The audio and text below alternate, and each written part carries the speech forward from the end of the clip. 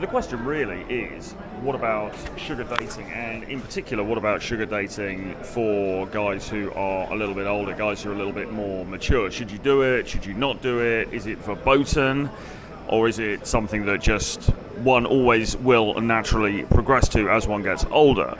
I personally think there's nothing wrong with it, and I also think, and this may be controversial in the context of this space, but I also think that, in fact, the latter suggestion that I've just made, that yes, indeed, it is something that you naturally gravitate towards as you get older, holds true. Now, we do need to define some terms here, though, because, first of all, what is sugar dating?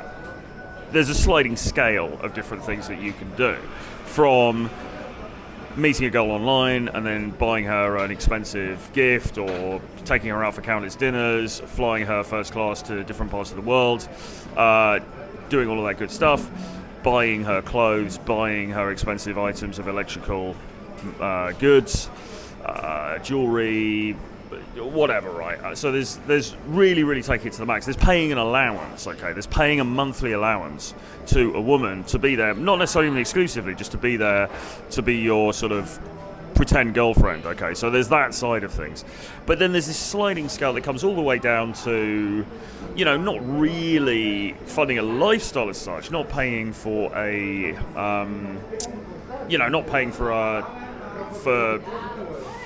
her to live, but just facilitating, basically, the time when you guys are going to hang out together. So you might pay, say, travel expenses, right? You know, maybe she lives in a different country, and you want to see her in X country. You're in Warsaw, and she's living in Ukraine, for example, and you want to see her there.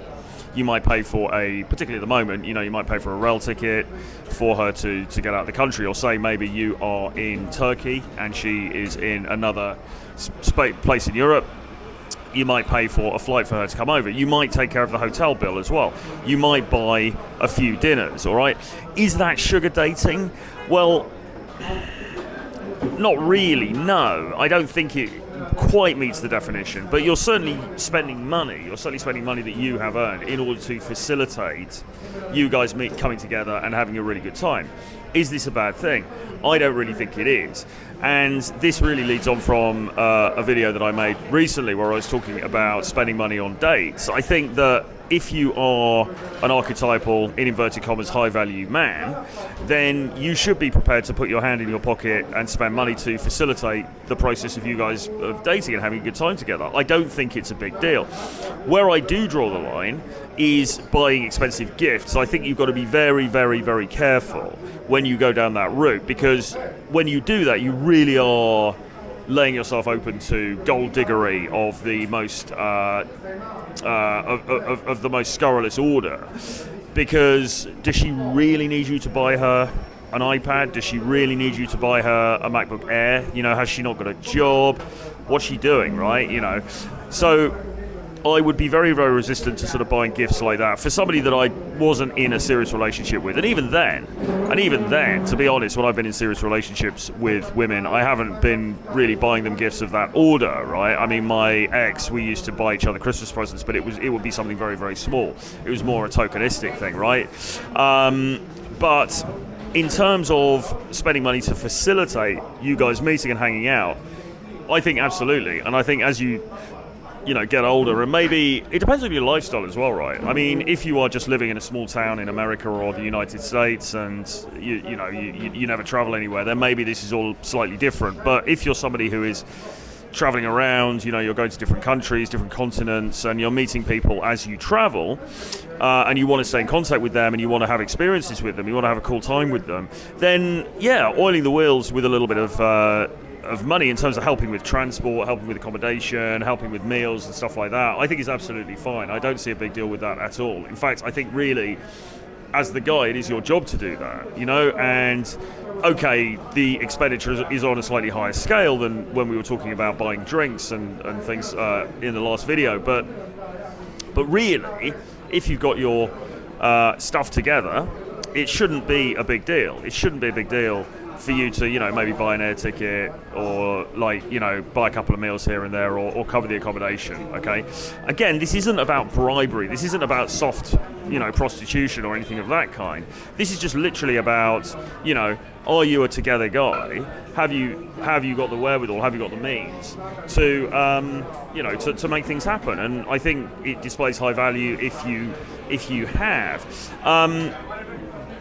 As I say, I don't see really any problem with it at all. I think it's something that you absolutely should do, particularly depending on who you're dating, but particularly if you're dating a woman who's from Eastern Europe or the former Soviet Union or South America, where there's going to be more of an expectation of this kind of thing anyway. I would absolutely try to make sure that you do spend, because that's just going to be what's expected of you, okay?